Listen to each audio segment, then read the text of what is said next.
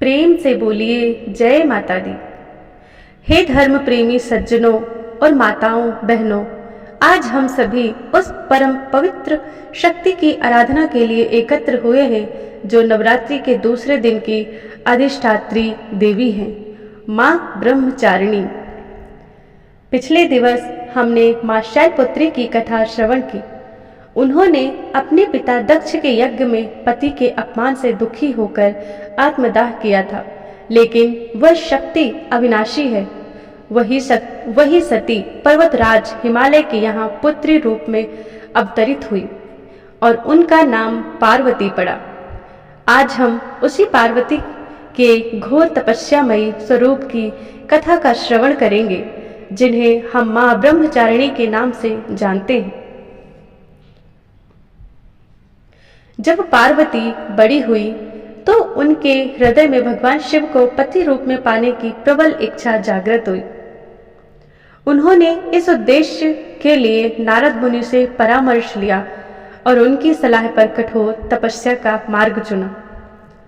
कल्पना कीजिए, वह राजपुत्री जिसने कभी कोई कष्ट नहीं सहा था, वह सब कुछ त्याग कर घोर तपस्या में लीन हो गई। 1000 वर्ष तक उन्होंने केवल फल फूल खाकर जीवन बिताया। 100 वर्ष तक उन्होंने केवल शाक पर निर्वाह किया और जमीन पर शयन किया। हजारों वर्ष तक उन्होंने वर्षा, धूप और कड़ाके की सर्दी की परवाह किए बिना अपनी तपस्या जारी रखी। 3000 वर्ष तक उन्होंने केवल टूटे हुए बिल्व पत्र खाकर भगवान शिव की आराधना की। इसके बाद तो उन्होंने सूखे बिल्व पत्र भी खाना छोड़ दिया। पत्ते भी खाना छोड़ देने के कारण उनका नाम अपर्णा पड़ा। इस कठोर तपस्या के कारण उनका शरीर अत्यंत क्षीण हो गया। यह देखकर देवताओं, ऋषियों और मुनियों में हाहाकार मच गया।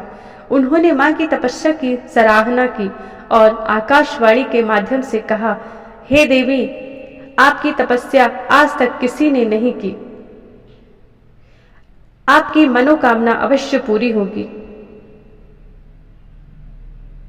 और शीघ्र ही भगवान शिव आपको पति के रूप में प्राप्त होंगे। अंततः पार्वती अपनी तपस्या छोड़कर घर लौट गईं और महादेव से उनका विवाह हो गया। तो भक्तों, माँ ब्रह्मचारिणी की यह कथा हमें क्या सिखाती है? यह हमें सिखाती है कि जीवन के कठिन संघर्षों में भी हमें अपने लक्ष्य से विचलित नहीं होना चाहिए। यह कथा हमें दृढ़ संकल्प, धैर्य और तपस्या का पाठ पढ़ाती है।